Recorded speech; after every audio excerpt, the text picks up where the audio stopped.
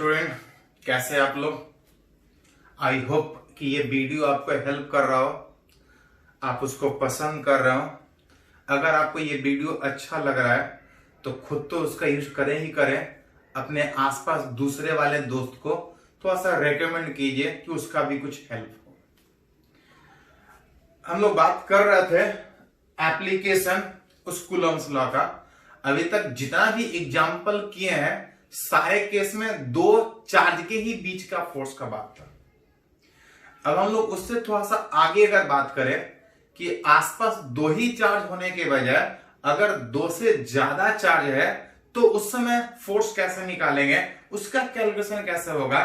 एक पॉइंट सीखे थे, याद कीजिए थोड़ा सा, प्रिंसिपल ऑफ सुपरपोजिशन याद है आपको। हम लोग डिस्कस किए थे कि दो चार्ज के बीच जो फोर्स लग रहा है वो हमेशा उतना ही लगेगा, आसपास तीसरे के चौथे के रहने नहीं रहने से इस दोनों के बीच जो फोर्स लग रहा है उस पर कोई फर्क नहीं पड़ेगा। हाँ, अगर आसपास तीसरा और चौथा है तो ये भी इसके ऊपर फोर्स लगाएगा, ये भी इसके ऊपर फोर्स लगाएगा। और अगर किसी एक के ऊपर जब नेट फोर्स निकालने का बात सीखे थे तो पहले पे दूसरा भी लगाएगा, पहले पे तीसरा भी फोर्स लगाएगा, पहले पे आसपास जितना है सारा चार्ज उसको फोर्स लगाएगा। और टोटल फोर्स किसी एक चार्ज पे जब निकालने का बात हो रहा था तो सारे को जोड़ना था, फोर्स वेक्टर था, वेक्टर के तरीके से जोड़ना था, विच इज नेट फोर्स जो है which is sum of individual forces, which किसी एक चार्ज के ऊपर जो नेट फोर्स होगा आसपास जितना भी चार्ज है सब मिलके लगाएगा और टोटल जो होगा सारे का वेक्टर सम। इस प्रोसेस, इस प्रिंसिपल को हम लोग बोलते थे प्रिंसिपल ऑफ सुपरपोजिशन। तो हम लोग थोड़ा सा आगे कंटिन्यू करना चाह रहे हैं कि दो चार्ज के बजाय अगर तीन चार्ज हो, चार चार्ज हो, आप किसी एक के ऊपर फोर्स निकालना हो तो कैसे निकालेंगे। चलिए कुछ एग्जांपल से इसको सोल्व करने का कोशिश करते हैं। जहां पहला कंडीशन में अगर मान के चले, थोड़ा सिंपल से स्टार्ट करते हैं कि एक लाइन पे यहां पे एक पॉजिटिव चार्ज, इसी लाइन पे एक नेगेटिव चार्ज, अब दोनों के बीचों बीच एक स्मॉल क्यू का चार्ज। थोड़ा सा चेंज करने के लिए माइनस क्यू के जगह पे -2q मान लेते हैं। क्यू रहेगा तो क्यू सोचेंगे, -2q रहेगा तो -2q सोचेंगे।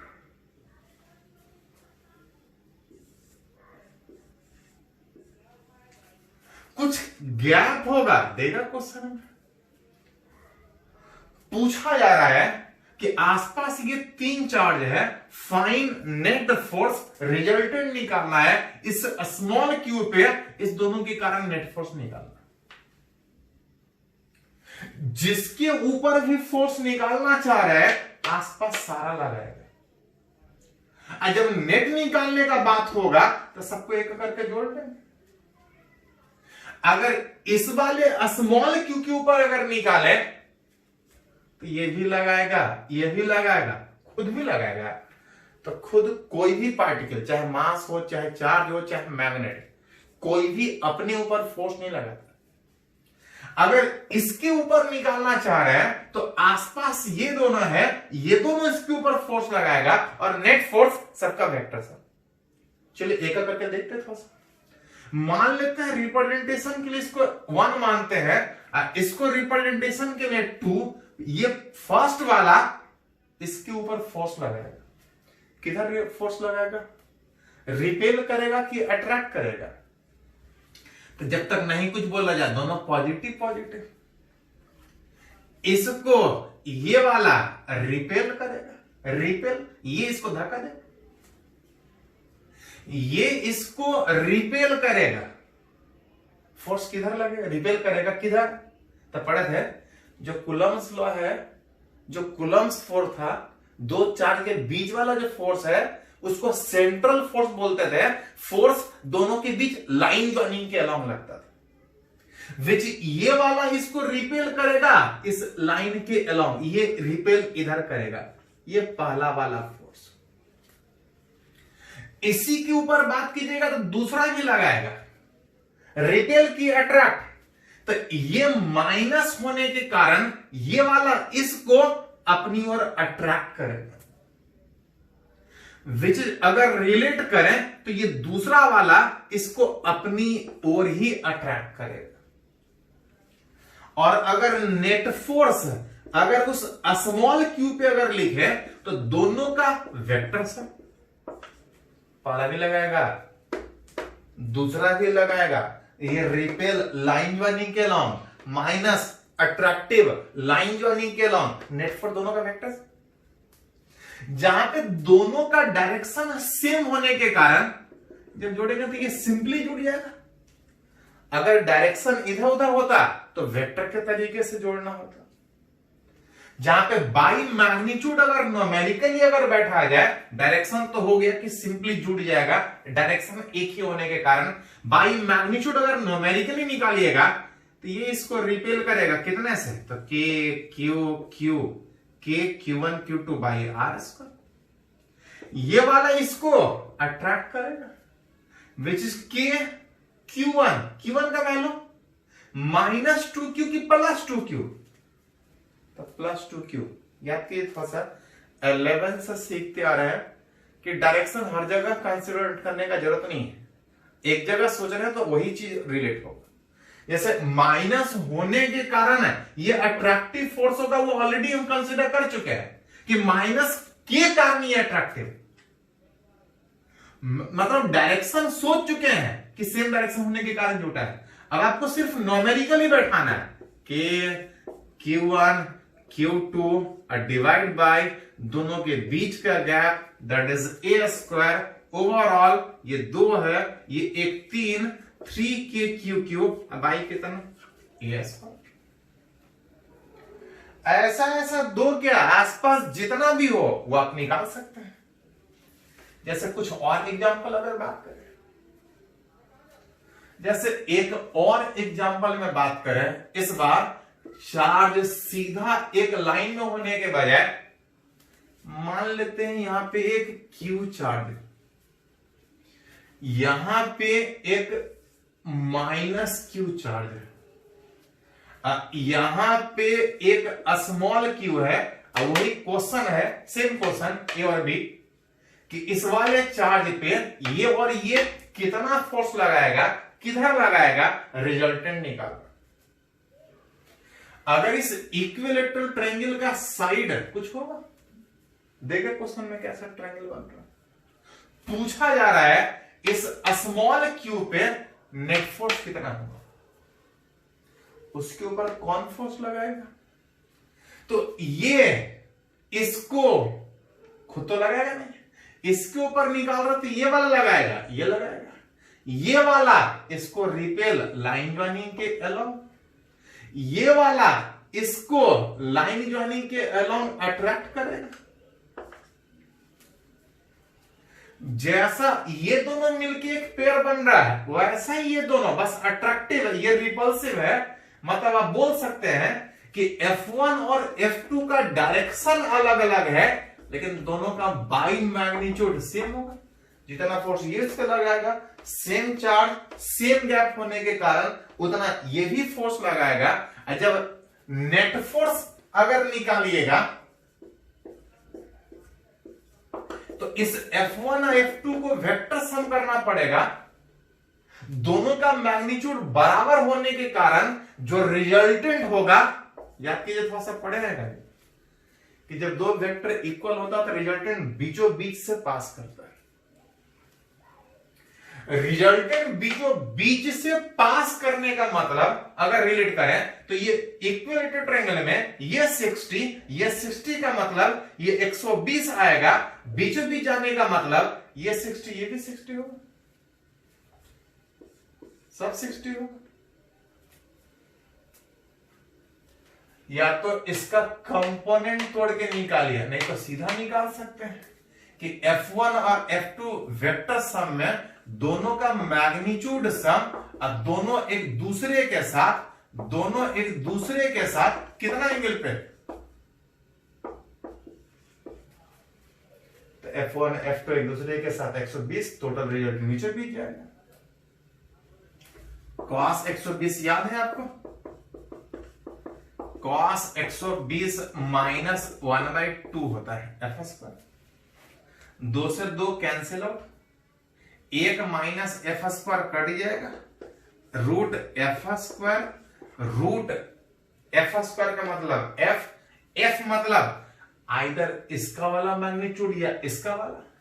रिजल्टेंट बीचों बीच पास करेगा, मैग्नीट्यूड रिजल्टेंट का किसी एक के बराबर किसी एक का निकाले तो Q by A square result निकाल सकते हैं।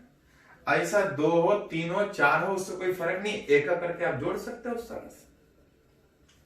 इसको नोट कीजिए, आगे हम लोग पढ़ते हैं।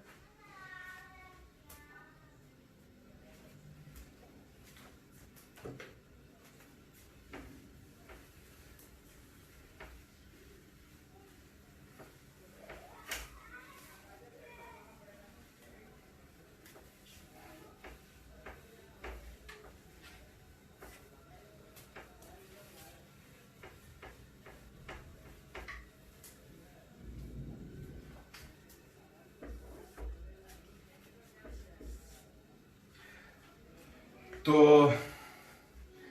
हम लोग बात कर रहे हैं कि अगर आसपास अगर 2 चार्ज से ज्यादा है तो नेट फोर्स कैसे निकालें। एक और कंडीशन में अगर बात करें, इस बार चार्जेस कुछ इस तरह से रखें, चार्जेस कुछ इस तरह से रखने में इस स्मॉल क्यू के ऊपर फोर्स निकालना है, जहां पे यहां पे क्यू, यहां पे भी क्यू और यहां पे भी क्यू, इस 3 चार्जेस के कारण इसके ऊपर नेट फोर्स कितना होगा उसको निकालना। कुछ साइड देगा, अगर बराबर है तो ये स्क्वायर साइड, कुछ और होता तो कुछ और तरीके से सोचते। पूछा जा रहा है इस स्मॉल क्यू के ऊपर नेट फोर्स कितना होगा। इस स्मॉल क्यू के ऊपर नेट फोर्स में अगर बात कीजिएगा तो आसपास जितना है सब लगाएगा, खुद तो लगाएगा नहीं। इसके ऊपर निकाल रहा है तो पहला वाला positive positive repel line joining के लो, दूसरा वाला पॉजिटिव पॉजिटिव लाइन ज्वाइनिंग के लॉन्ग रिपल्सन, तीसरा वाला पॉजिटिव पॉजिटिव लाइन ज्वाइनिंग के लॉन्ग रिपल्सन। ये भी रिपेल करेगा, ये भी रिपेल करेगा, ये भी रिपेल करेगा। नेट फोर्स सबका vector sum, net force on उस स्मॉल क्यू के ऊपर। जहां आप देख सकते हैं कि पहले और तीसरा वाला पोजीशन भी एक है, चार्ज भी एक है। दूसरा का पोजीशन थोड़ा अलग, चार्ज सेम है, जैसा ये दोनों चार्ज वैसा ही दोनों चार्ज वैसा ही दोनों चार्ज, बस अंतर ये है इसका गैप सेम है, इसका गैप अलग है। दैट मीन्स आप बोल सकते हैं कि इस F1 और इस F3 का मैग्नीट्यूड सेम होगा, और F1 F3 का मैग्नीट्यूड सेम होने में जो रिजल्टेंट निकालने का बात कीजिएगा तो इस F1 और इस F3 का सम बीचों बीच बराबर होने के कारण बीचों बीच जाएगा, एक दूसरे से 90 डिग्री होने का मतलब √2 है। मतलब खाली F1 और F3 इस दोनों को जोड़े तो √2 है बीचों बीच में, मतलब F1 F3 √2F, F2 already बीचों बीच में इसके कारण फोर्स लगा रहा था। मतलब रिजल्टेंट लिखिएगा तो कुछ इस तरह से लिख सकते हैं, इस दोनों का रिजल्टेंट बीचों बीच था, F2 भी उधर ही था, रिजल्टेंट सीधा सीधा जुड़ गया। जब वेक्टर सेम डायरेक्शन में होता था सीधा जुड़ता है, अलग अलग डायरेक्शन में जुड़ है तो वेक्टर के तरीके से जुटेगा। रिजल्टेंट में √2 टाइम्स ऑफ किसी एक इसका या इसका, जिसको हम F से लिख रहे थे, इस दोनों को पेयर काउंट कीजिएगा तो KQQ by R square. F2 बात कीजिएगा KQQ बाई इसके बीच का गैप का बात कीजिएगा तो √2 है। कुछ कॉमन निकलता है तो निकाल सकते हैं, अरेंज आंसर के हिसाब से, क्वेश्चन के हिसाब से अरेंज कर सकते हैं। चलिए एक और एग्जांपल इस तरह से बात करते हैं। इस बार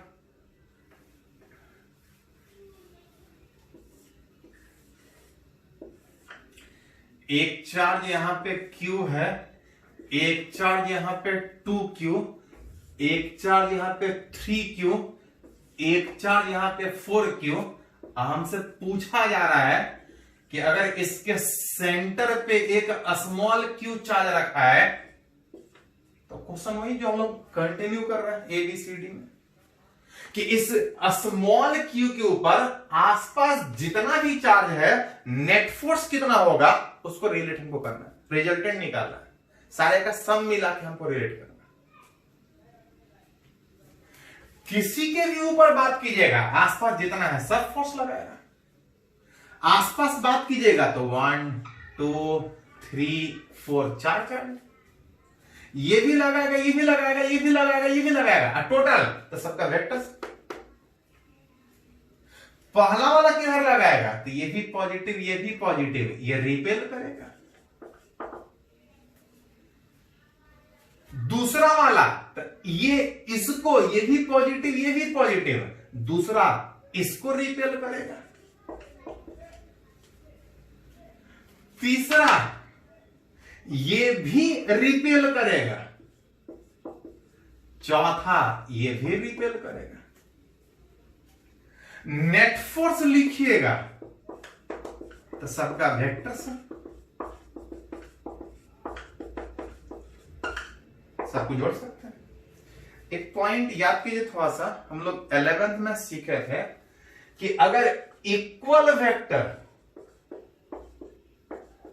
अगर सारे वेक्टर का वैल्यू सेम और सारे के बीच अगर एंगल सेम तो सारे का रिजल्टेंट 0 होता है। इक्वल वेक्टर अगर इक्वल एंगल पे एक्ट करे, दो वेक्टर 180 पे हो, इधर से 180 इधर से 180, रिजल्टेंट 0। चार वेक्टर एक ऊपर एक आगे एक पीछे इस तरह से, नेट फोर्स 0। तीन वेक्टर इक्वल वेक्टर अगर इक्वल एंगल पे एक्ट करे तो सारे को जोड़िएगा तो 0 आएगा।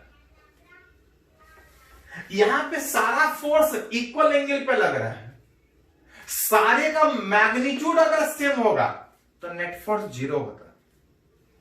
लेकिन अगर गौर से देखें सारे का मैग्नीट्यूड सेम तब होता जब सारे का चार्ज सेम होता। सारे का चार्ज सेम होता तो जितना ये फोर्स लगाएगा उतना ये भी लगाएगा, उतना ये भी लगाएगा, उतना ये भी लगाएगा, सारे का सम 0 होगा।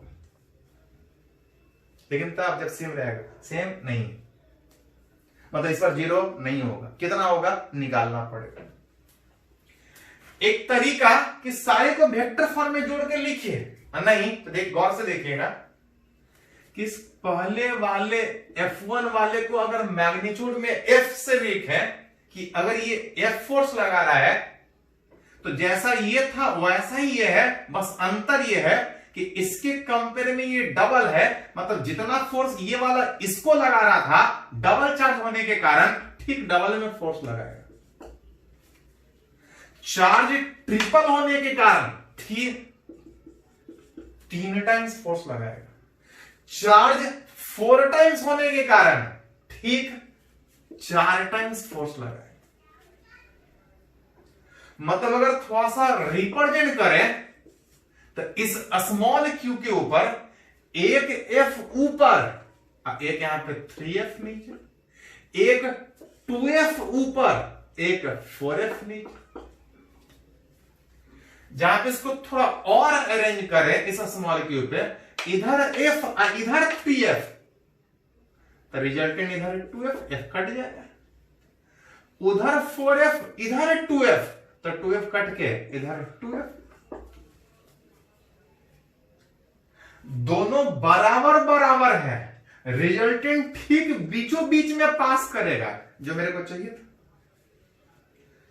मतलब अगर डायरेक्शन वाइज अगर x और y के टर्म में लिखे तो बोल सकते हैं कि जो नेट फोर्स आएगा उसका डायरेक्शन नीचे है, कितना है मैग्नीट्यूड कितना हो। तो देख सकते हैं कि ये हर एंगल 90 होने के कारण ये टोटल 90 बन रहा है। और टोटल 90 बनने का मतलब जो नेट फोर्स होगा एक दूसरे से परपेंडिकुलर होने का मतलब under root A square plus B square that is equal to यह आ जाएगा रूट 2 इंटू 2f। मतलब अगर रिजल्टेंट लिखा जाए तो 2 रूट 2f, जहां से 2 रूट 2f मतलब इसका वाला फोर्स को f माने थे बाई मैग्नीट्यूड में, इसके वाले फोर्स को f माने थे। इस f का वैल्यू कितना तो k q1 q2 by r square. r मतलब ये गैप, याद कीजिए थोड़ा सा पढ़े होंगे प्रॉपर्टी स्क्वायर में। ये a तो टोटल रूट 2 है, ए टोटल रूट 2 है और ठीक आधा ये a बाय रूट 2 होगा। डायरेक्शन नीचे तो 2 हो, आसपास 3 चार्ज हो, आसपास 4 चार्ज हो, प्रोसेस वही है। बस आपको थोड़ा सा वेक्टर का जरूरत पड़ेगा, ध्यान रहे वेक्टर पूरे 12th में जरूरत पड़ेगा। तो अगर आप भूल चुके हैं वेक्टर, अब ज्यादा कुछ नहीं है, बस सिंपली जोड़ते कैसे हैं तो 11th वाला कॉपी थोड़ा सा रिवाइज कीजिए तो हम लोग आगे कंटिन्यू वेक्टर यूज कर सकते हैं, क्योंकि 12th के हर चैप्टर में आपको वेक्टर जरूरत पड़ेगा। इसको पहले नोट कीजिए तो आगे कंटिन्यू करते हैं।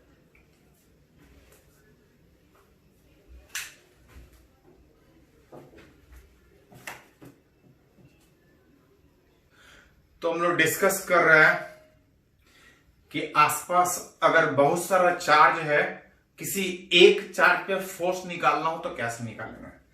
कुछ केस में सीखे हैं, कुछ केस में और आगे बात करें। एक और एग्जांपल बोल रहा है कि in regular hexagon which is 6 side, regular hexagon her 6 side बराबर हो। बोल रहा है इन रेगुलर हेक्सागन 6 कॉर्नर पे चार्ज है।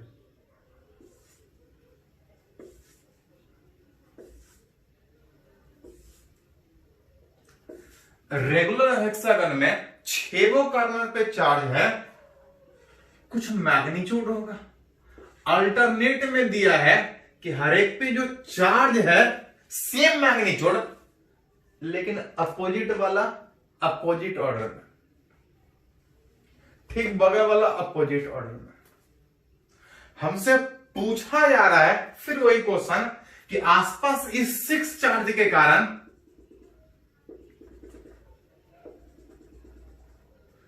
अगर सेंटर पे कोई चार्ज रखा है तो उस पर नेट फोर्स कितना होगा। आसपास ऐसा एक चार्ज नहीं है, 6 चार्ज है और 6 के कारण इसके ऊपर हमको फोर्स निकालना है। जैसा 3 चार्ज या 4 चार्ज वाला सीखे थे, 6 रहे 10 रहे कोई फर्क नहीं, उसी तरह जोड़ेंगे। हाँ थोड़ा वेक्टर सम था तो डायरेक्शन के सही जोड़ना पड़ेगा।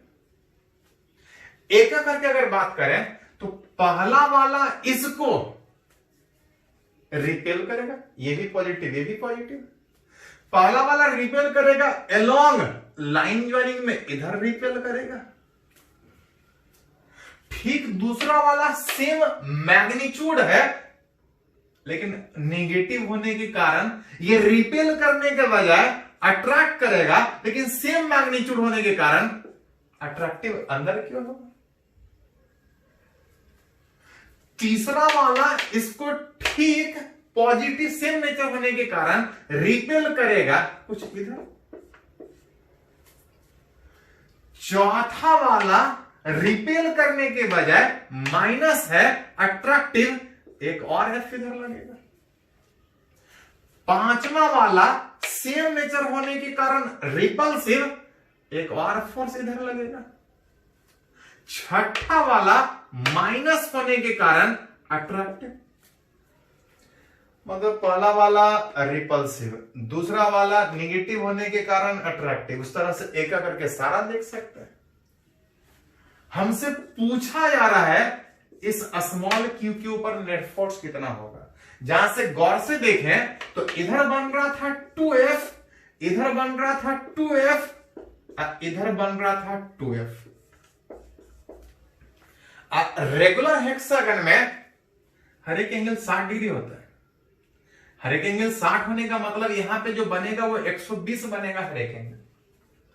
अभी थोड़ा देर पहले एक प्रॉपर्टी डिस्कस किए थे कि इक्वल वेक्टर अगर इक्वल एंगल पे एक्ट करे तो सारे का जो रिजल्टेंट उस स्मॉल क्यू के ऊपर होगा दैट इक्वल टू कितना, तो 0।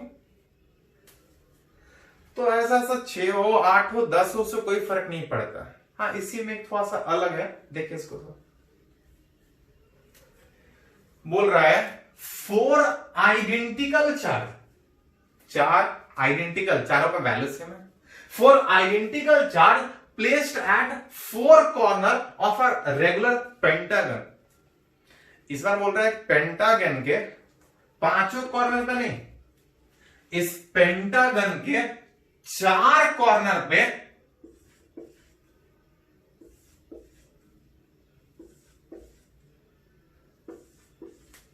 है 5 कॉर्नर। इस पेंटागन के 5 कॉर्नर के बजाय 4 ही कॉर्नर पे चार्ज है और इसके सेंटर पे एक चार्ज रखा हुआ है। वही जो क्वेश्चन कंटिन्यू कर रहा है उसी पे बेस्ट बोल रहा है इस स्मॉल क्यू के ऊपर इस चारों के कारण नेट फोर्स कितना होगा उसको निकालना। अगर 5 कॉर्नर पे होता तो 5 कॉर्नर पे होता तो 5 बराबर बराबर फोर्स लगाता, सिमेट्रिकल है, 5 बराबर बराबर फोर्स लगाता, बराबर बराबर एंगल पे फोर्स लगाता, नेट फोर्स 0 हो जाता। लेकिन तब जब 5 कॉर्नर पे, 5 के बजाय 4 ही कॉर्नर पे है, अतः हमसे पूछा है कि चारों मिल के इसके ऊपर कितना फोर्स लगा। 5 रहता तो 0 होता, 5 रहता तो 0 होता, लेकिन बोल रहा 4 ही है तो नेट फोर्स कितना होगा। एक तरीका कि चारों का फोर्स निकालिए कि किधर किधर लग रहा है और सबको वेक्टर सम कीजिए। वेक्टर सम में डायरेक्शन एंगल इंपॉर्टेंट। यहां पे बाई चांस पेंटागन होने के कारण एंगल आसान वाला फैक्टर में नहीं आएगा, इससे रेगुलर हेक्सागन वाला आसानी से आ गया था 60 डिग्री। यहां पे पेंटागन होने के कारण जो चारों फोर्स लगाएगा वो बराबर एंगल में लगाएगा, लेकिन सबको अलग अलग डायरेक्शन होगा, सबको जोड़ने में आपको दिक्कत आएगा। आप चाहे तो जोड़ के देख सकते हैं। इस वाले क्वेश्चन को एक और तरीके से सोल्व करते, थोड़ा आसान तरीका करते क्या है देखिए। थोड़ा सा बोला है कि इस चार्ज के ऊपर चारों मिलके कितना फोर्स लगाएगा पूछा है। उसके लिए करते क्या है, मान लेते हैं कि ये चारों मिलके इसके ऊपर कुछ फोर्स लगा रहा है। चारों मिलके फोर्स कितना लगा रहा है, तो कैपिटल एफ मान ले। यही मेरे को क्वेश्चन, यही मेरा क्वेश्चन कि कितना लगा रहा है। चारों मिलके कितना फोर्स लगा रहा है निकालना, उसको मान लेते हैं कैपिटल एफ। आप एक और पॉइंट मानते हैं स्मॉल एफ कि अगर इसके 5वें कॉर्नर है नहीं, अगर रहता चारों मिलके फोर्स कितना लगा रहा है वो निकालना, जिसको कैपिटल एफ माना है। 5वें कॉर्नर पे कोई चार्ज नहीं है, मान लेते हैं कि 5वें पे अगर रहता है नहीं, मान लेते हैं कि 5वें पे अगर रहता तो कुछ फोर्स लगाता है नहीं, मान लेते हैं कि चारों मिलकर तो फोर्स लगा रहा है। 5वें पे अगर रहता तो यहां पे भी यहां वाला एक फोर्स लगाता। हमसे ये पूछा है, इसको थोड़ा माने कितना देखते हैं थोड़ा। एस 4 वाला कितना लगा रहा है पूछ रहा है। अगर 5वें पे रहता तो भी लगाता है और सब मिलकर रहता तो 4 वाला पूछा है, 5वें पे रहता तो वो कुछ लगाता, लेकिन सब मिला के कितना होता 0, क्योंकि 5 पे रहता तो रिजल्टेंट 0 हो जाता। लेकिन हमको 5 का नहीं पूछा है, 4 + 1 5 का नहीं पूछा है। 5 का पूछता तो 0 होता। हमसे पूछा है कि चारों मिल के कितना फोर्स लगाएगा। चारों मिल के कितना फोर्स लगाएगा अगर उसको निकालना है तो अगर गौर से देखें तो कुछ नहीं निकालना चारों का है, लेकिन चारों के निकालने के बजाय अगर खाली एक वाला का निकाल ले तो आप बोल सकते हैं कि जितना चारों मिल के फोर्स लगाएगा उतना ये अकेला लगाएगा ठीक अपोजिट डायरेक्शन में, मतलब इस पांचवें वाले के कारण यहां पे कितना फोर्स लगता है अगर निकाल लें तो चारों का बोल सकते हैं कि उतना ही लगेगा, लेकिन ठीक अपोजिट डायरेक्शन में। पूछा 4 का है, लेकिन हम 4 का निकालने के बजाय सिर्फ 1 का निकालेंगे। अब बोलेंगे कि जितना ये अकेला लगाएगा उतना ही चारों मिलकर लगाएगा। निकालना चारों का है, लेकिन ये आसानी से निकल रहा है तो हम इसी को निकालेंगे। हम बोलेंगे वही वाला ये फोर्स है, दैट इज 1 वाला कितना, तो 1 वाला बैठा सकते हैं K Q1 Q2, कुछ साइड बोलेगा देगा क्वेश्चन में, निकाल सकते हैं कि कितना फोर्स किधर, तो जिधर ये लगाएगा चारों उसके ठीक अपोजिट डायरेक्शन में लगाएगा। तो इस तरह से कंसेप्ट करके भी जरूरत पड़ेगा, जहां पे सिमेट्रिकली आसानी से जोड़ रहा है तब तो कोई दिक्कत नहीं, कभी कभी सिमेट्रिकली नहीं जोड़ेगा तो इस तरह से आप इसको यूज कर सकते हैं। पहले इसको नोट कीजिए, तो आगे हम लोग कंटिन्यू करते हैं। तो हम लोग सीख रहे हैं कि अगर आसपास कहीं 2 से ज्यादा चार्ज है तो नेट फोर्स कैसे निकालेंगे।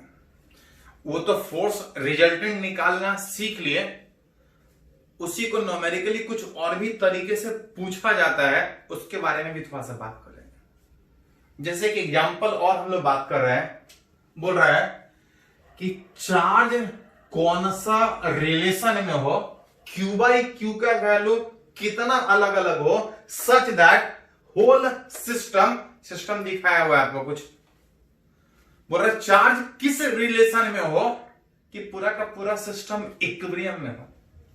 इक्विलिब्रियम का नाम सुने हैं? इक्विलिब्रियम का मतलब होता है नेट फोर्स 0। एक चार्ज इक्विलिब्रियम में नहीं, पूरा का पूरा सिस्टम इक्विलिब्रियम में। पूरा का पूरा सिस्टम इक्विलिब्रियम का मतलब क्या? इस पे भी नेट फोर्स 0 होना चाहिए, इस पे भी नेट फोर्स 0 होना चाहिए, इस पे भी नेट फोर्स 0 होना चाहिए। नेट फोर्स 0 का मतलब कि अगर चार्ज को अगर ऐसे ही अगर छोड़ भी दें फ्री, तो वो एक जगह से दूसरे जगह नहीं जाना चाहिए, जैसा वही रहना चाहिए। एक जगह से दूसरी जगह जाना ही नहीं चाहिए। कौन?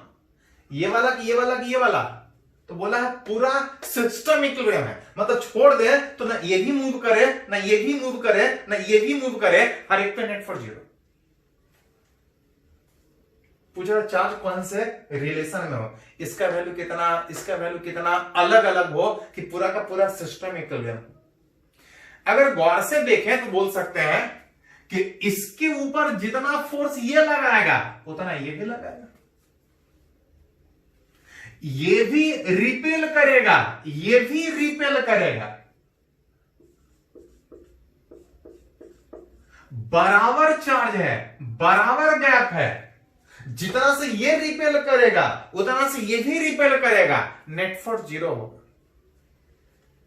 नेट फोर्स 0 का मतलब कि चाहे इसका वैल्यू कितना भी हो, इसका वैल्यू कितना भी हो, जब तक ये दोनों सेम है, जितना फोर्स ये लगाएगा उतना ये लगाएगा।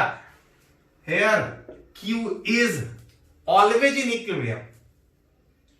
इसमें कोई तीसरा कंडीशन का जरूरत ही नहीं है, जब तक ये दोनों सेम है, ये चाहे कितना भी हो, दोनों मिलकर बराबर बराबर फोर्स लगाएगा, अपोजिट डायरेक्शन में फोर्स लगाएगा, नेट फोर्स 0 हो। It is in always in equilibrium. Here Q ये वाला, इस दोनों के नेट फोर्स 0 होने के कारण Q is always in equilibrium for any value of Q। इसका वैल्यू क्या है उससे कोई फर्क नहीं पड़ेगा, जब तक दोनों सेम है इस पर नेट फोर्स हमेशा 0 होगा।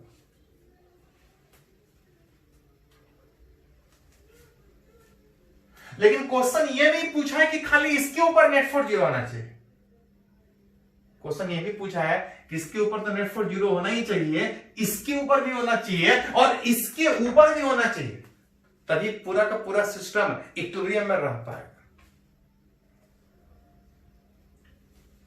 एक चीज और ध्यान दे सकते हैं, इस पूरे सिस्टम के लिए इसके और इसके पोजीशन में कोई अंतर नहीं है। पूरे सिस्टम के लिए जैसा ये वाला वैसा ही ये वाला, इधर से देखिए चाहे इधर से देखिए, सिस्टम आइडेंटिकल दिख रहा है। मतलब पूरे सिस्टम का इक्विलिब्रियम अगर सोच रहे हैं तो ये तो हमेशा इक्विलिब्रियम था। पूरा सिस्टम तब इक्विलिब्रियम होगा जब या तो आप इस पे भी सोच लीजिए या तो इस पे सोच लीजिए। इस पे तो हमेशा इक्विलिब्रियम, लेकिन पूरे सिस्टम के इक्विलिब्रियम होने के लिए इस पे अगर जीरो हुआ तो ऑटोमेटिकली इस पे भी जीरो होगा, क्योंकि पूरा का पूरा सिस्टम आइडेंटिकल है। मतलब इस पे तो हमेशा नेट फोर्स जीरो था, लेकिन बोला था पूरे सिस्टम के इक्विलिब्रियम के बारे में। अब पूरे सिस्टम का इक्विलिब्रियम का मतलब क्या होगा कि जो नेट फोर्स होगा ऑन क्यू, चाहे इस पे सोचिए चाहे इस पे सोचिए, ऑल्सो जीरो। दैट इज, आप बोल सकते हैं कि पूरे सिस्टम के इक्विलिब्रियम के लिए ये तो हमेशा इक्विलिब्रियम था। अगर हम इस पे नेट फोर्स जीरो बैठा दे तो हमको कंडीशन दे देगा कि कौन से कंडीशन में पूरा सिस्टम इक्विलिब्रियम में होगा।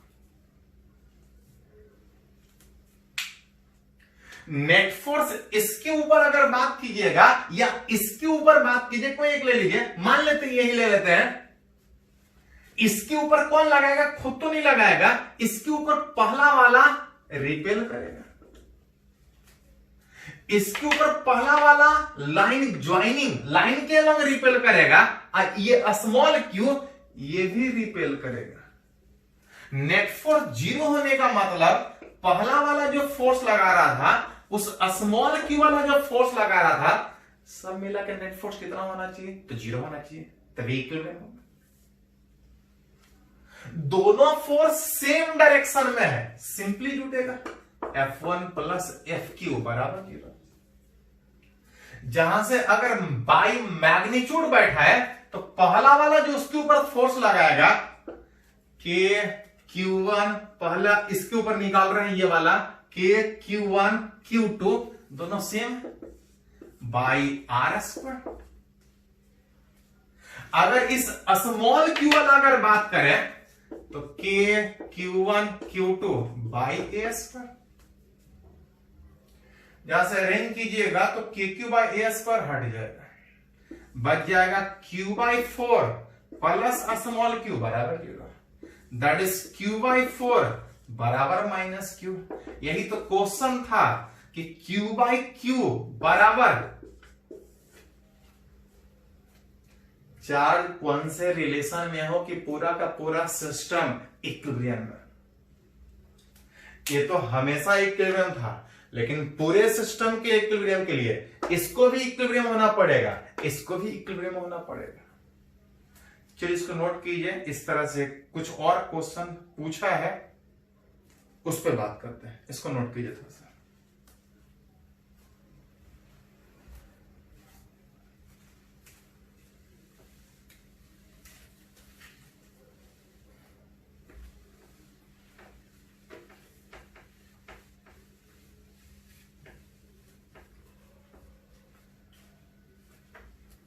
बिल्कुल सेम तरीके से ये नीट में भी पूछा और जेईई मेन में भी पूछा।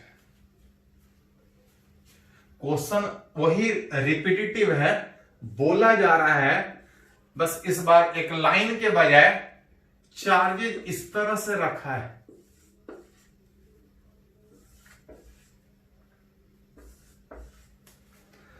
चार्जेज इस तरह से रखा है, इसके सेंटर पे भी एक चार्ज है। क्वेश्चन सेम जो पिछला वाला था कि Q बाई क्यू कितना होगा, क्वेश्चन सेम है पिछला जो था।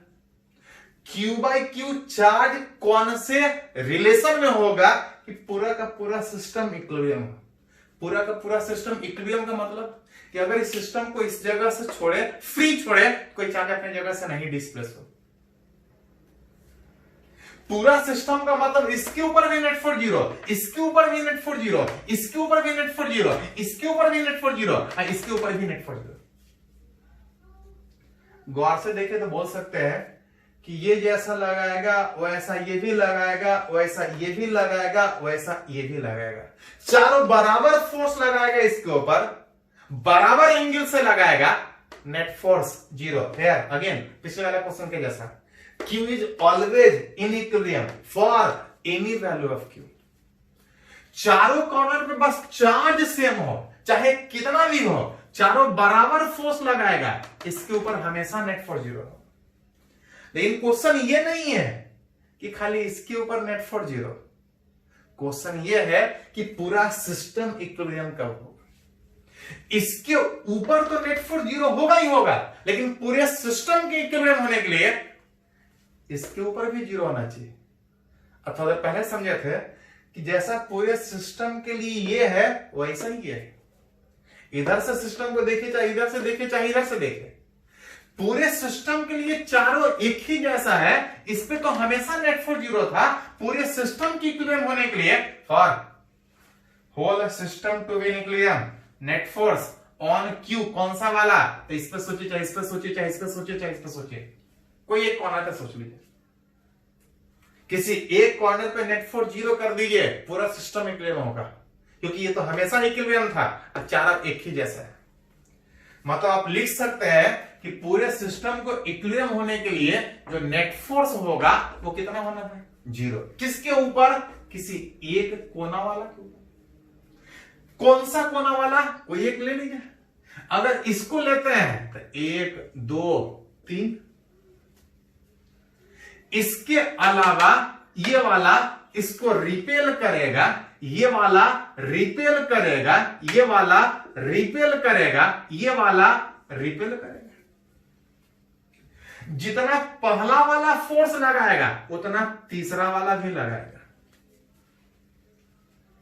जितना पहला वाला लगाएगा उतना तीसरा वाला लगाएगा, लेकिन दूसरा वाला उतना नहीं, क्योंकि गैप अलग है। तो F2 अलग से मानते हैं। इस तीनों के अलावा एक और ये भी इसके ऊपर फोर्स लगाएगा, रिपेल करेगा। आसपास जितना है सब लगाएगा। ये भी लगा रहा है, ये भी लगा रहा है, ये भी लगा रहा है, ये भी लगाएगा। लेकिन इक्विलिब्रियम होने का मतलब नेट फोर्स 0। नेट फोर्स 0 का मतलब, तो नेट फोर्स 0 का मतलब इस सारे का सम मतलब F1 plus F2 plus F3 plus Q वाला सब मिला के कितना होना चाहिए? तो 0 होना चाहिए। फोर्स वेक्टर है, वेक्टर के तरीके जोड़ना पड़ेगा। जहां पे अगर गौर से देखें तो ये दोनों बराबर है। इस दोनों का रिजल्टेंट बीचों बीच इसी डायरेक्शन में जाएगा। दोनों परपेंडिकुलर है। जब दो वेक्टर परपेंडिकुलर होता है अंडर रूट ए square plus B square, under root ए स्क्वायर प्लस बी स्क्वायर, बीचों बीच में √2f, दोनों मिलकर √2f। अब बाकी दो उधर ही होने के कारण सिंपली खाली जुड़ जाएगा। जहां से √2 टाइम्स ऑफ f का मतलब या तो इसका वाला या तो इसका वाला। ये वाला कितने से रिपेल करेगा? k q1 q2, अब आई कितना? r square. ये वाला कितना फोर्स लगाएगा? ये स्मॉल q वाला लिखे हैं, पहले इसको देख लेते हैं। ये वाला कितना फोर्स लगाएगा?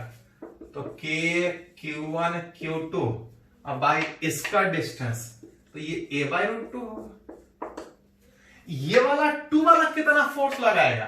तो k q1 q2 by r square में ये √2 डिस्टेंस।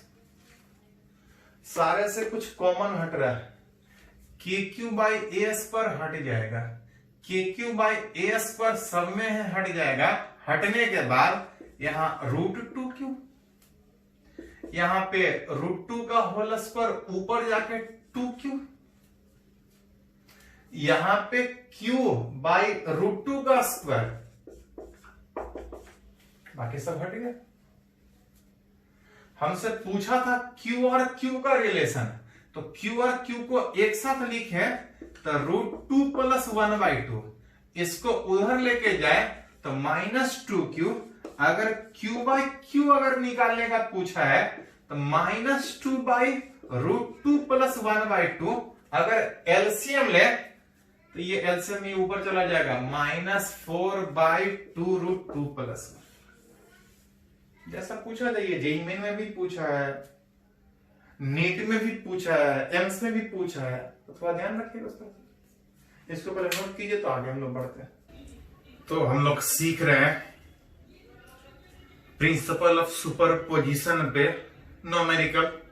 उसी में कुछ और आगे अगर बात करें तो यहाँ पे एक और एग्जांपल है। बोल रहा है दो फिक्स चार्ज वाई एक्सिस के लो, ऑरिजिन से जितना डिस्टेंस ऊपर उतना ही डिस्टेंस नीचे दो फिक्स चार्ज है। अब इसके रीजन में इसके आसपास एक निगेटिव चार्ज को रेस्ट से छोड़ रहे हैं। बोला जा रहा है कि अगर इस पार्टिकल जो उसका mass small m charge -q इस पार्टिकल को, इस चार्ज पार्टिकल को अगर रेस्ट से छोड़े तो उसका मोशन कैसा होगा बताना है कि छोड़ेंगे तो मोशन होगा तो कैसा होगा और किस तरह का रिलेट करें। देख सकते हैं कि जैसे ही इसको छोड़ेंगे इसके आसपास दो चार्ज और है, इसके आसपास दो चार्ज और है, ये वाला पॉजिटिव निगेटिव को अपनी ओर अट्रैक्ट करेगा। किधर? तो पढ़ा है कि चार्ज का जो फोर्स होता है वो लाइन ज्वाइनिंग के अलोंग लगता है। ये पॉजिटिव वाला निगेटिव को अपनी ओर अट्रैक्ट करेगा। जितना फोर्स ये पॉजिटिव इस निगेटिव को अपनी ओर अट्रैक्ट करेगा उतने ही फोर्स है, क्योंकि पोजीशन इसका सेम था, जैसा ऊपर वाला वैसा नीचे वाला, उतने ही फोर्स है ये पॉजिटिव वाला इस निगेटिव को भी अट्रैक्ट करेगा। मतलब बोल सकते हैं कि अगर इस चार्ज को इसके आसपास रखें तो ये भी खींचेगा, ये भी खींचेगा। साथ में mg, एक चीज ध्यान रखिएगा थोड़ा सा,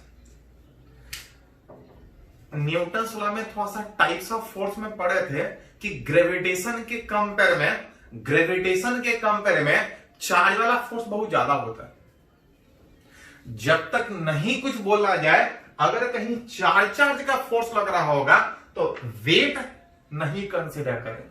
हाँ, अगर किसी क्वेश्चन में अलग से बोला है कि कोई पार्टिकल एयर में है तो फिर mg लगेगा। अगर किसी सिचुएशन में पार्टिकल दिया है, कहीं एयर ग्रेविटी का बात नहीं किया है, तो वहां पे मास होने के बावजूद ग्रेविटी mg नहीं सोचेंगे, क्योंकि नेग्लिजिबल होता है चार्ज वाले फोर्स के कंपेयर में। मतलब अभी आप ये बोल सकते हैं कि इस चार्ज के फील्ड में जब इस -q को छोड़ेंगे तो यही खाली दो फोर्स लगेगा। जैसे ही छोड़ेंगे तो एक इधर दोनों बराबर फोर्स सिमेट्रिकल होने के कारण बराबर एंगल पे लगेगा। जहां पे अगर दोनों का रिजल्टेंट बात करें तो दो इक्वल फोर्स का रिजल्टेंट बीचों बीच पास करता है।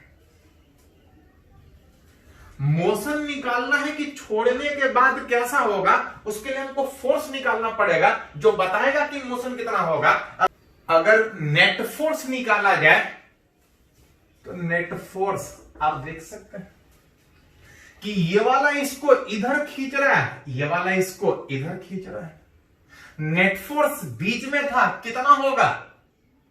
तो इसका भी कंपोनेंट, इस वेक्टर का भी कंपोनेंट, इसका कंपोनेंट एफ कॉस थीटा, इसका भी कंपोनेंट एफ कॉस थीटा।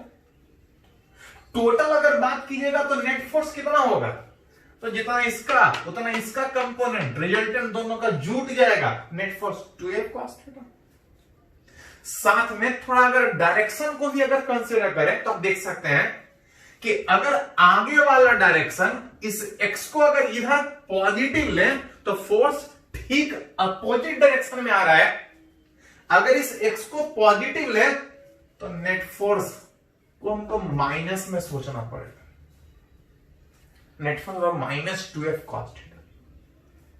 जहां पे अगर गौर से रिलेट करें तो F इज आइदर इसका वाला फोर्स या इसका वाला फोर्स का मैग्नीट्यूड, जहां पे उसका वैल्यू, उस F का वैल्यू ये वाला इसको अपनी ओर खींचेगा। कितना से? K Q प्लस Q की माइनस Q। तो डायरेक्शन ऑलरेडी कंसिडर कर चुके हैं, एक ही डायरेक्शन को बार बार कंसीडर करने का जरूरत नहीं। डायरेक्शन ऑलरेडी कंसीडर कर चुके हैं, अब सिर्फ मैग्नीट्यूड के क्यू, इसका magnitude which small Q divide by distance, charge का डिस्टेंस। अगर ये है, अगर इस ऑरिजिन से अगर पार्टिकल x डिस्टेंस पे है तो ये डिस्टेंस हो जाएगा √a² + a²। विच इज के Q Q by distance square लिखे तो अंडर रूट ए स्क्वायर प्लस एक्स स्क्वायर। साथ में अगर इस cos थीटा को भी अगर हटा के डिस्टेंस के टर्म में लिखे तो इस राइट एंगल ट्रायंगल में cos थीटा होगा base that is x by hypotenuse that is under root A square plus x square. थोड़ा सा अरेंज कीजिएगा तो आ जाएगा -2k या दोनों सेम ही है, बेस सेम है, अरेंज करेंगे तो पावर जुटेगा विच ए स्क्वायर प्लस एक्स स्क्वायर। यहां पे पावर में रूट स्क्वायर हटके 1 और यहां पे 1/2 अरेंज कीजिएगा तो 3/2। यहां पे एक एक्स्ट्रा टर्म है which is into x. That will कि पार्टिकल पे नेट फोर्स कितना लगेगा। याद कीजिए थोड़ा सा 11th में ऐसा हम सीखे हैं कि अगर किसी पार्टिकल पे अगर नेट फोर्स माइनस एक कांस्टेंट इनटू एक्स माइनस एक कांस्टेंट इनटू एक्स अगर इस फॉर्म में अगर लिख दे तो हम बोल सकते हैं कि मोशन छोड़ने के बाद एसएचएम हो गया। याद कीजिए थोड़ा सा 11th में पढ़े। लेकिन ये तब पॉसिबल है जब इस x को छोड़ के बाकी सब एक कांस्टेंट होना चाहिए। इसमें देखिए कौन कौन सा फैक्टर है। 2 ये तो कांस्टेंट था, k जब तक नहीं कुछ बोला जाए एयर मान के चलेंगे, k का value 9 into 10 to the power 9 fix है। q मोशन कितना भी आगे पीछे हो जाए चार्ज ये सब नहीं चेंज करेगा। हाँ x तो ये वेरिएबल है। अगर ये x नहीं होता तो net force minus k x हो जाता है, तब बोलते कि छोड़ने के बाद एसएचएम हो। लेकिन x है, इसको हम net force minus k x नहीं लिख सकते हैं, hence motion is not SHM. लेकिन अगर गौर से देखें तो छोड़ने के बाद ये खींचेगा, फोर्स लगेगा, एक्सेलरेशन होगा, वेलोसिटी बढ़ेगा। वेलोसिटी बढ़ते बढ़ते जब यहां पहुंचेगा तो जितना फोर्स ऊपर उतना फोर्स नीचे, यहां पे नेट फोर्स 0 होगा, आगे बढ़ेगा फिर वापस आएगा, आगे पीछे करेगा, लेकिन मोशन एसएचएम नहीं होगा। Motion is not SHM. हाँ फोर्स अट्रैक्टिव है, जैसे ही आगे बढ़ेगा फिर ये दोनों इसको इधर अट्रैक्ट करेगा। उस प्रोसेस में अट्रैक्टिव फोर्स चाहे इधर है तब भी अट्रैक्टिव, इधर है तब भी अट्रैक्टिव, आगे पीछे करेगा। लेकिन net force minus k x नहीं होने के कारण इसको हम एसएचएम नहीं बोल सकते। हाँ here motion is not SHM but it is oscillatory. इस मोशन को आप ऑक्सिलेटरी बोल सकते हैं कि आगे पीछे करेगा। हाँ इस ऑक्सिलेटरी को हम एसएचएम बोल सकते हैं कब? जब हम माइनस के एक्स प्रूफ कर देते हैं। प्रूफ तब होता है जब एक्स नहीं होता। थोड़ा सा एक पॉइंट इसमें कंसीडर कीजिए कि ये जो एक्स है, अगर इस एक्स को अगर बहुत स्मॉल माने, एक्स स्मॉल मानने का मतलब कि जितने डिस्टेंस पे इस पार्टिकल को छोड़ रहे हैं अगर वो ज्यादा होने के बजाय अगर बहुत कम डिस्टेंस से छोड़ दे, इसके आसपास उसको जो छोड़ रहा है दूर से छोड़ने के बजाय अगर नजदीक से छोड़ते, एक्स अगर छोटा होता तो याद कीजिए थोड़ा सा हम लोग पढ़े हैं कि अगर एक्स छोटा है तो स्क्वायर करेंगे तो और बहुत छोटा होगा, क्योंकि 1 के कंपेयर में अगर 0.01 का स्क्वायर कीजिएगा तो ये तो बहुत छोटा था, स्क्वायर कीजिएगा तो इतना छोटा होगा, इसको हटा के सीधा 1 स्क्वायर लिख सकते हैं। इस एक्स स्क्वायर को अगर हटा एक्स अगर स्मॉल कंसीडर करें तो एक्स स्क्वायर इस ए स्क्वायर के कंपेयर में बहुत छोटा होगा, इसको हटा के अप्रोक्सीमेटली ए स्क्वायर लिख सकते हैं। और अगर ए स्क्वायर लिखिएगा तो जो नेट फोर्स होगा, अब इस सिचुएशन में एक्स स्मॉल होने के बाद जो नेट फोर्स होगा, अब देखिए थोड़ा सा जो नेट फोर्स आ रहा है, देखिए यहां पे -2k by x square negligible होगा, ए स्क्वायर का पावर 3/2, 2 से 2 हट जाएगा, ये आ जाएगा ए क्यू इंटू एक्स। अब आप गौर से देख सकते हैं ये एक कांस्टेंट है, net force minus constant into x के फॉर्म में। अब बोल सकते हैं hence for a small x, बहुत ज्यादा दूर से छोड़ने के बजाय अगर नजदीक से छोड़े तो ये आगे पीछे जो करेगा net force minus k x के फॉर्म में होने के कारण for a small x motion is SHM. कभी कभी इसमें पूछा जाता है कि कितने टाइम पीरियड के साथ आगे पीछे करेगा। याद कीजिए 11th में सीखे थे कि अगर किसी पार्टिकल के मोशन के ड्यूरेशन में नेट फोर्स अगर माइनस के एक्स के फॉर्म में है तो जो टाइम पीरियड था t बराबर 2 pi under root m by k. यहां पे इस k का वैल्यू अगर बात कीजिएगा तो k एक कांस्टेंट इतना होगा which is two k q q, a q ऊपर चला जाएगा which is a q। That is, ध्यान दीजिए थोड़ा सा, ये क्वेश्चन बहुत बार पूछा गया है, बहुत बार कंफ्यूज करने के लिए कभी कभी बोलेगा कि ये a है, इस पार्टिकल को 2a डिस्टेंस से छोड़ रहा है, a के कंपेयर में 2a ज्यादा है, ज्यादा दूर से छोड़ेंगे तो आगे पीछे करेगा, लेकिन मोशन कैसा होगा? ऑक्सिलिटी होगा, एसएचएम नहीं होगा। अगर ज्यादा दूर से छोड़ने के बजाय स्मॉल डिस्टेंस से छोड़े तो मोशन कैसा होगा? तो मोशन एसएचएम होगा। टाइम पीरियड कितना होगा? तो कुछ इस तरह से निकाल सकते हैं। पहले इसको थोड़ा कंप्लीट कीजिए तो आगे हम लोग बढ़ते हैं। तो हम लोग सीख रहे हैं न्यूमेरिकल, उस एप्लीकेशन, उस कूलम्स लॉ के साथ साथ प्रिंसिपल ऑफ सुपरपोजिशन कि अगर आसपास अगर 2 से ज्यादा चार्ज है तो कैसे फोर्स लगेगा, और उसके साथ कुछ एप्लीकेशन भी सीख रहे हैं। थोड़ा देर पहले जो हम लोग एग्जाम्पल बात की उसी तरह से कि एग्जाम्पल यहां पे भी है, बिल्कुल सेम ही तरीके से, बस अंतर यह है 2 पॉजिटिव के आसपास पिछले क्वेश्चन में माइनस था, इस बार प्लस है। बोल रहा है कि इस 2 चार्ज के आसपास एक तीसरा चार्ज ठीक परपेंडिकुलर में रखा जा रहा है। पूछा जा रहा है कि कितने डिस्टेंस पे रखें, पोजीशन क्या हो इस चार्ज का कि दोनों के कारण उसके ऊपर फोर्स मैक्सिमम लगे। देखिए थोड़ा सा, 2 चार्ज के बीच का फोर्स कितना था? तो के क्यों बात आ रही? जब इस चार्ज को यहां पर रखिएगा, बीचों बीच रखिएगा, तो जितना फोर्स ये लगाएगा उतना फोर्स ये लगाएगा, नेट फोर्स 0 होगा। मतलब अगर इस दोनों के बीचों बीच में ये रहेगा तो नेट फोर्स 0 होगा। बीचों बीच के बजाय अगर बहुत दूर में रखें तो जितने दूर पर रखिएगा उसको, इस 2 के बीचों बीच रख रहे थे, नेट फोर्स 0 था। अगर चार्ज को बहुत ऊपर रखें, जितना ऊपर रखिएगा इसका भी फोर्स 0, इसका भी फोर्स 0। मतलब बीच में तो नेट फोर्स 0 था ही था, बहुत दूर में भी फोर्स 0 था। इसका मतलब जरूर इसके बीच एक पोजीशन ऐसा रहा होगा जहां पे नेट फोर्स सबसे ज्यादा लगेगा, क्योंकि यहां भी 0 है। अगर कुछ बढ़ा है तो बढ़ते बढ़ते मैक्सिमम गया होगा, अब फिर घटते घटते फिर 0 हो गया।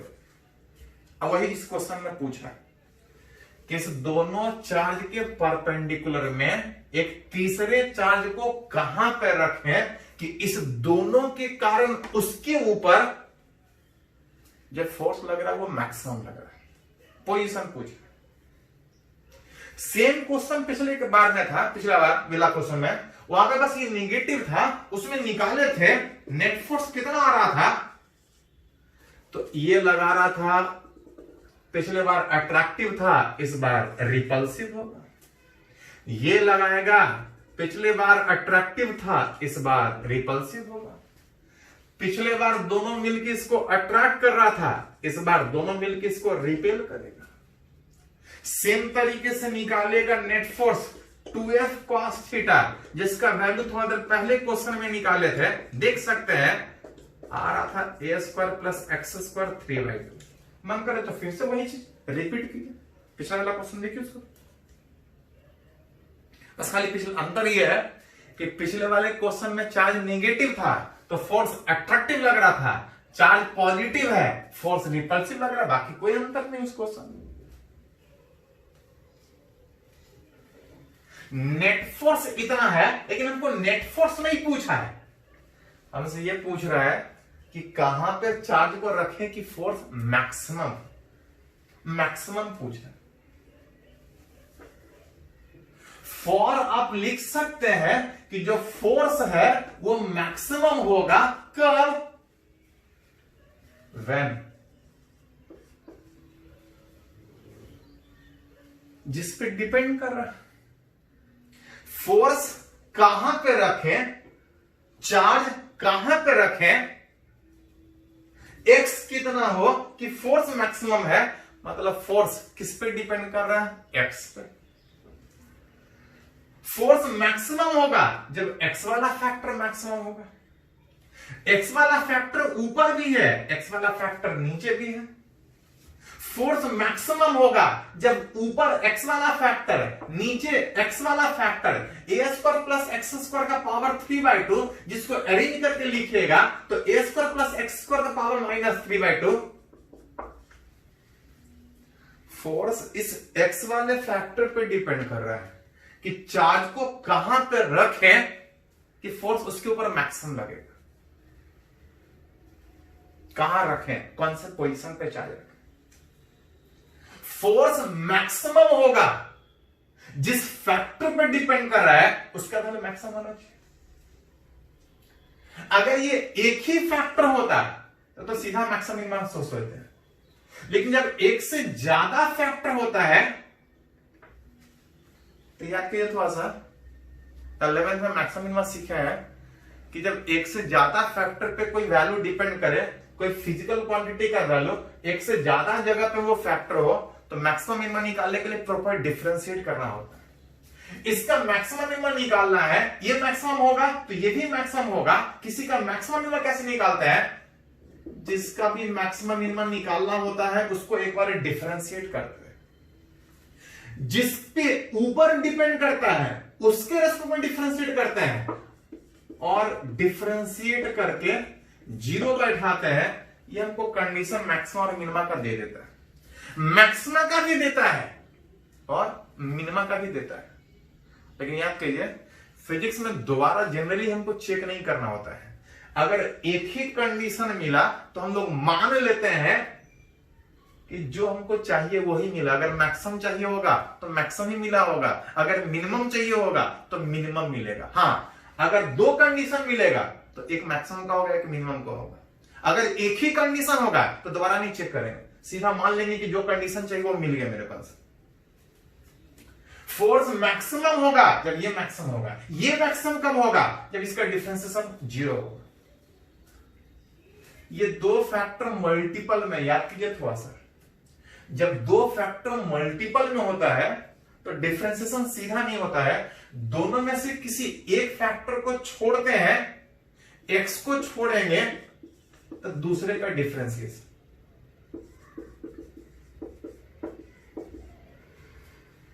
अब दूसरे को छोड़ेंगे तो पहले का डिफरेंशिएशन, इसको 0 पुट करना। ध्यान दीजिएगा, ये रिजल्ट थोड़ा सा लेंथी है लेकिन आगे भी जरूरत पड़ेगा। एक्स बाहर है, बाहर रहेगा, इसका डिफरेंशिएशन याद कीजिए थोड़ा सा। जब डिफरेंशिएशन थोड़ा कॉम्प्लेक्स होता है तो एक करके तोड़ते हैं। एक करके तोड़ने में सबसे बाहर से स्टार्ट करते हैं, पावर से। जितना पावर है उतना इनटू एक पावर घटा देंगे। -3/2 -1 दैट इज -5/2। ये सिर्फ पावर का डिफरेंशिएशन हुआ। इसके बाद अंदर जाएंगे, एक्स वेरिएबल है, ए ये फिक्स था, कांस्टेंट है, इसका डिफरेंशिएशन हो चुका है। अंदर जाएंगे, A square constant, differentiation 0, X square का 2x प्लस, ये तो पहले वाला फैक्टर का हुआ। दूसरा में ये बाहर है, बाहर रहेगा, dx/dx 1। दोनों से कॉमन निकाला जाए तो ध्यान दे थोड़ा सा, जब पॉजिटिव पावर होता है तो पॉजिटिव वाला ज्यादा पावर, पॉजिटिव होता है तो पॉजिटिव वाला कम पावर बाहर निकालते हैं, लेकिन नेगेटिव वाला में नेगेटिव वाला पावर ज्यादा होगा उसको कॉमन निकालते हैं, क्योंकि ज्यादा नेगेटिव वाला पावर निकाल लेंगे तो पॉजिटिव वाला पावर खाली बचेगा। सोल्व करना आसान होगा।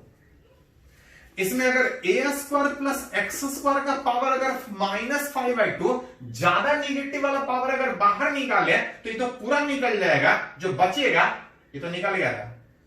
2 कटने के बाद, 2 कैंसिल होने के बाद यहां बच जाएगा -3x², -3xx², 2 कैंसिल। यहां पे a² प्लस x² का पावर -3/2 है, हम लोग -5/2 पावर निकाले, -1 ज्यादा निकाल रहे हैं तो प्लस में जोड़ दीजिए, a² प्लस x² का पावर हुआ a² प्लस x² का पावर -5/2, यहां बच जाएगा a² - 2x² बराबर कितना। मतलब बोल सकते हैं कि इस दोनों के कारण जो नेट फोर्स इतना था ये मैक्सिमम होगा, ये मैक्सिमम होगा, जिस पे डिपेंड कर रहा है वो मैक्सिमम होना चाहिए। ये मैक्सिमम तब होगा जब इसका डिफरेंशिएशन 0 होगा। इसका डिफरेंशिएशन 0 कब होगा? जब इसका वैल्यू 0 होगा। ये 0 कब होगा? तो ये 0 तब होगा जब या तो ये 0 हो या तो ये 0। a² प्लस x² का पावर -5/2 कभी भी 0 नहीं होगा, क्योंकि ये भी पॉजिटिव है। स्क्वायर, किसी का स्क्वायर कभी नेगेटिव नहीं होता। ये भी स्क्वायर, ये भी पॉजिटिव, ये भी पॉजिटिव, अब 2 पॉजिटिव को जोड़िएगा तो कभी भी 0 नहीं मिलेगा। मतलब ये 0 हो ही नहीं सकता, ये 0 नहीं हो सकता है, मतलब ये 0 होगा। a² - 2x² बराबर 0, यहां से सोल्व कीजिएगा तो निकल जाएगा। बता रहा है एक ही कंडीशन आया है, बता रहा है कि हमको मैक्सिमम चाहिए था, हमको मैक्सिमम का कंडीशन मिल गया कि अगर इस चार्ज को अगर यहां रखेंगे तो नेट फोर्स 0, बहुत दूर रखेंगे तो नेट फोर्स 0, लेकिन अगर यहां से इतने डिस्टेंस a/√2 डिस्टेंस पर रखें तो उस पार्टिकल पे जो फोर्स लगेगा वो मैक्सिमम लगेगा। ये रिजल्ट, इसका डिफरेंशिएशन, ये रिजल्ट आगे बहुत सारे क्वेश्चन में जरूरत पड़ेगा, इसको हम लोग सीधा सीधा यूज करेंगे। इसको थोड़ा सा ध्यान रखिएगा, इस रिजल्ट को थोड़ा लेंदी है, रिजल्ट को थोड़ा ध्यान रखिएगा। इसको लिखिए, एक एग्जांपल और इस पे बात करते हैं। तो हम लोग सीख रहे हैं कुछ न्यूमेरिकल एप्लीकेशन उस कूलम्ब्स लॉ पे। एक और अगर एग्जांपल अगर इस पे बात करें, बोल रहा है कि 2 फिक्स चार्ज, इस 2 फिक्स चार्ज के बीचों बीच एक पॉजिटिव क्यू रखा हुआ है, जिसका कुछ मास भी। बोल रहा है कि अगर इस 2 फिक्स चार्ज के बीच इसको जो बीचों बीच रखा है, जितना फोर्स इसका उतना फोर्स इसका, नेट फोर्स 0। बोल रहा है बीचों बीच रखा है, अगर उस बीचों बीच से अगर उसको स्लाइटली डिस्प्लेस करें किधर? बोल रहा है इसको इसी के लाइन ज्वाइनिंग के लॉन्ग अगर स्लाइटली डिस्प्लेस करें तो पूछ रहा है इसका मोशन कैसा हो। Discuss the motion. बीचों बीच में था तो नेट फोर्स 0 था, लेकिन बोल रहा है कि अगर इसको स्लाइटली डिस्प्लेस करके छोड़ दें तो इसका मोशन कैसा हो। चलिए डिस्प्लेस करके देखते हैं। ये फिक्स था, ये फिक्स था, 2 फिक्स। इसके बीचों बीच जो तीसरा चार्ज था, इसको इसके जगह से अगर x से अगर स्लाइटली डिस्प्लेस करें, जब ये बीचों बीच था तो दोनों बराबर बराबर नेट फोर्स 0 था, लेकिन अगर इस साइड अगर स्लाइटली डिस्प्लेस करें तो पहला वाला जो इधर फोर्स लगा रहा था, दूसरा वाला जो इधर फोर्स लगा रहा था, बीचों बीच में नहीं होने के कारण इस बार नेट फोर्स 0 नहीं होगा। इससे सेपरेशन का बात कीजिएगा तो आ जाएगा a प्लस एक्स। इससे सेपरेशन का बात कीजिएगा तो पहले जो गैप a था अगर x से डिस्प्लेस करें तो ये गैप आ जाएगा a माइनस एक्स। बोल रहा स्लाइटली डिस्प्लेस करने के बाद उसका मोशन कैसा होगा, मोशन निकालने के लिए हमको उसके ऊपर नेट फोर्स निकालना पड़ेगा। नेट फोर्स निकालना जो बताएगा कि मोशन कैसा होगा। अगर उस क्यू पे अगर नेट फोर्स अगर निकालने का बात करें तो बीचों बीच रहता तो दोनों बराबर होता। अभी इससे ज्यादा दूर फोर्स डिस्टेंस के स्क्वायर के इनवर्सली प्रोपोर्शनल, इससे ज्यादा दूर होने के कारण ये वाला फोर्स कम लगेगा, इसके नजदीक होने के कारण दूसरा वाला इसके ऊपर ज्यादा फोर्स लगेगा। मतलब नेट फोर्स लिखिएगा तो अगर आगे वाले डायरेक्शन को अगर पॉजिटिव माने तो पीछे वाले को माइनस मानना पड़ेगा डायरेक्शन में। साथ साथ ऐसा भी है कि इस x को पॉजिटिव मान रहे हैं तो इस F1 को पॉजिटिव मानना पड़ेगा। हाँ, दूर होने के कारण F1 छोटा है, ये बड़ा होगा, नेट फोर्स नेगेटिव आएगा, लेकिन इस x को पॉजिटिव मान रहे हैं तो F1 को हमको पॉजिटिव मानना पड़ेगा। इस F1 का अगर वैल्यू का बात करें, ये वाला फोर्स था विच के Q Q by distance square. उस F2 वाले फोर्स का बात कीजिएगा तो के Q Q A minus x का होल स्क्वायर। थोड़ा सा अरेंज करके सिंपल किया जाए तो के क्यू क्यू बाहर आ जाएगा। इसको अगर एलसीएम ले तो a प्लस एक्स का whole square a minus x का होल स्क्वायर में ये इधर आ जाएगा a माइनस एक्स का होल स्क्वायर, ये a प्लस एक्स का होल स्क्वायर। थोड़ा सा अरेंज कीजिएगा तो आ जाएगा के क्यू क्यू, दोनों का स्क्वायर है अगर एक साथ लिखे तो A square minus X square A plus B into A minus B, that is A square minus B square. Square दोनों से बाहर निकाल। इस a माइनस बी का whole square a plus B का होल स्क्वायर अगर तोड़ा जाए, तोड़ सकते हैं तो a स्क्वायर कट जाएगा, एक्स स्क्वायर कट जाएगा, बच जाएगा -4x। करके देख सकते हैं। मतलब अगर अरेंज किया जाए तो जो नेट फोर्स आएगा 4kq into a divide by A square minus X square का पावर 2 इंटू एक्स। क्या net force minus k x है?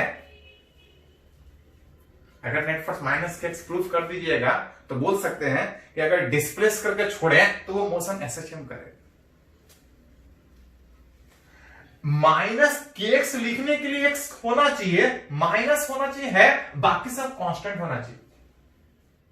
बाकी सब कांस्टेंट होगा अगर ये एक्स नहीं रहता, लेकिन एक्स है, अभी नहीं लिख सकते। अभी net force minus k x नहीं लिख सकते। लेकिन याद कीजिए थोड़ा सा क्वेश्चन में बोला है कि अगर कम डिस्टेंस स्लाइटली डिस्प्लेस करें, अगर x स्मॉल है तो A square minus X square में एक्स स्क्वायर कम है, स्क्वायर करेंगे तो और कम होने के कारण इसको अप्रोक्सीमेटली ए स्क्वायर लिख सकते हैं। देन पार्टिकल पे जो नेट फोर्स था -4kq इंटू ए स्क्वायर माइनस एक्स स्क्वायर को ए स्क्वायर लिखें तो ये होल स्क्वायर में बचेगा इंटू एक्स आपका। ए का पावर 4 में एक कैंसिल, बच जाएगा -4qq by AQ into x. अब आप देख सकते हैं कि -x को छोड़ के -x को छोड़ के बाकी सब कांस्टेंट है, मतलब आप बोल सकते हैं कि नेट फोर्स -kx है। अब अगर -kx लिख सकते हैं, मतलब ये बोल सकते हैं कि अगर स्लाइटली डिस्प्लेस करें तो ये पार्टिकल इसी लाइन के लॉन्ग एसएचएम करेगा। हेंस